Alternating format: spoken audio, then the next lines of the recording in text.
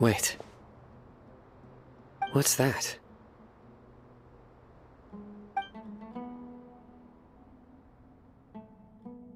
A load of flowers. And it looks like there's something among them.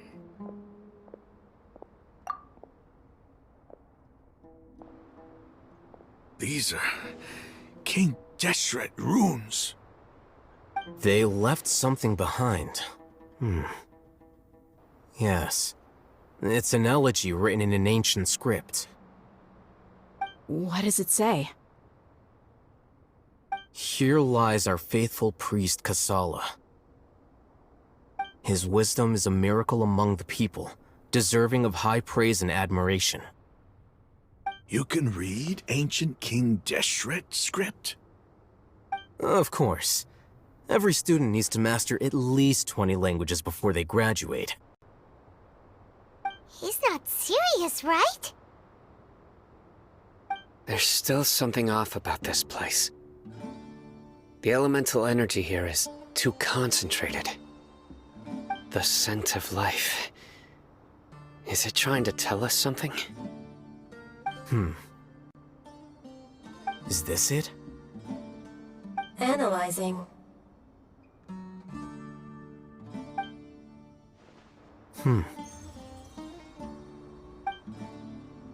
There seems to be a hidden message among these skeletal remains. Excellent. There's a device from King Deshret's civilization in this gravesite. I'll transmit the information over and project it for everyone to see. Isn't sharing knowledge against the Academia's rules? Yes. However, under the circumstances, I'd prefer you to see this for yourself.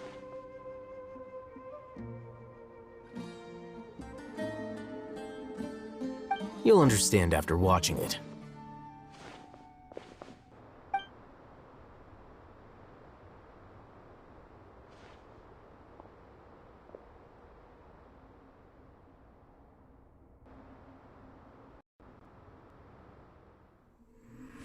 Civilization is born of knowledge, but so too can knowledge be its demise. A disaster caught us unaware. It was knowledge that did not belong to this world. King Deshret brought this forbidden knowledge into our world, and it quickly spread like a plague. People's minds were filled with crazed whispers. Dark gray scales spread across their bodies. Even the land was stripped of its vigor. Only a desperate, deathly silence remained. Were it not for greater Lord Rukkhadevata from the forests, the damage would have been irreversible. She summoned the priests to build temples and infused into them the divine power of life. The disaster was miraculously tempered, and the embers of our civilization were preserved in Aru village. Alas, the miracle could not last. As long as forbidden knowledge continued to exist, it would forever blight this world. In the end, the proud king of the desert, my eternal lord, chose to sacrifice himself. I have spent my whole life since guarding one of these many temples. But now, my duty is coming to an end. As I close my eyes for the final time, the sight of that noble deity will appear in my vision once more. In helping King Deshret to eradicate forbidden knowledge, she exhausted her strength, and her form became that of a small child. How strange. Now that I think of her, I no longer have any fear of death, for I sense that the spirit of life will abide with me during my eternal sleep. Children of the desert, cling no longer to past grievances, but hold tight to the memory of this act of benevolence. What was that? The priest's memories.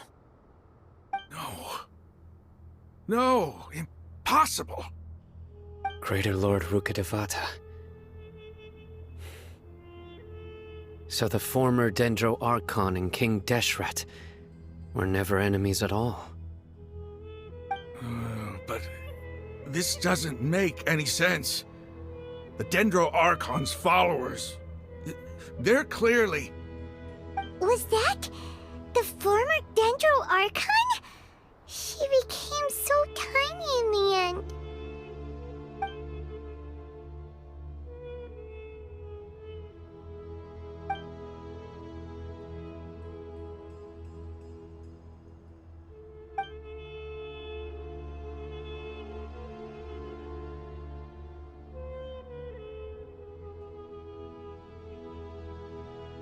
You might be distrustful of the Akasha, but there's no reason for you to doubt King Deshret's technology.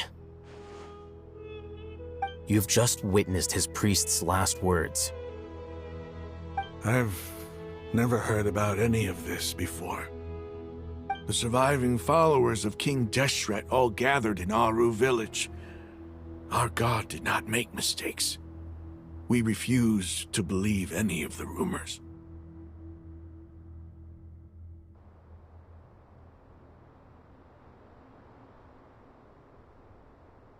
King Deshret's death, the all but total annihilation of our civilization, it was all Greater Lord Rukkhadevata's doing.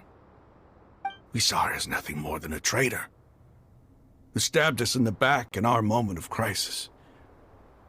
Just like us humans, fighting, feuding, double-crossing each other to survive in the desert.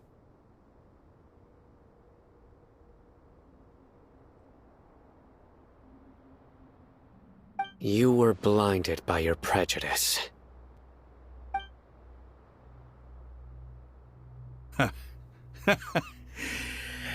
If I hadn't seen this for myself, if I hadn't witnessed his last words with my own eyes, ears, and heart, how could I ever begin to accept this? The truth is so far from what I've always known. Am I really supposed to believe that after all these years, all this time seeking revenge, suddenly now my enemy is my savior? Raman, that's enough. Give it a rest. You're starting to make a fool of yourself. Dia, tell me. My Eremites and I, what are we even fighting for?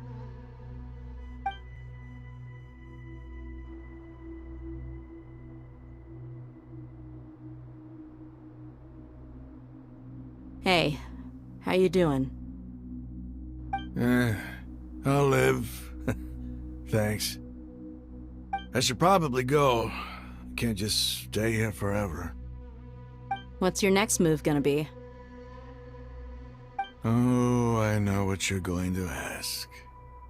I feel deeply ashamed of everything I've done. You'll get everything you're asking for. But please, give me some time. After everything that's happened here today, somehow I need to explain it to the others. It's not gonna be easy. Well, I guess that's for me to deal with. Dia, this is where our camp's located. Make a note of it. When would be a good time for us to go? Tomorrow, I'll convince everyone that we're all on the same side. And I'll return every last one of your your village keepers. We'll share our other resources with you too.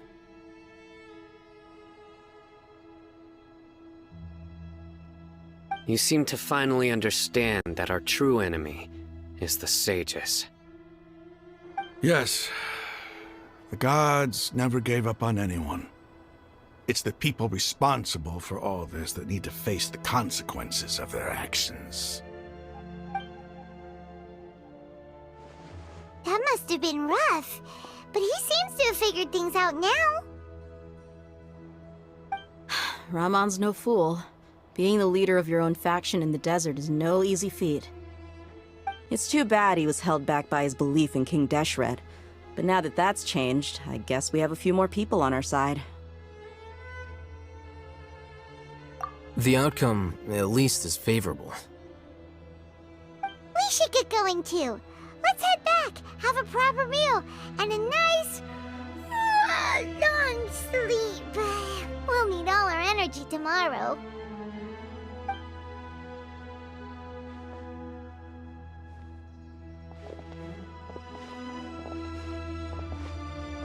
Sino, we're leaving! Stop yelling.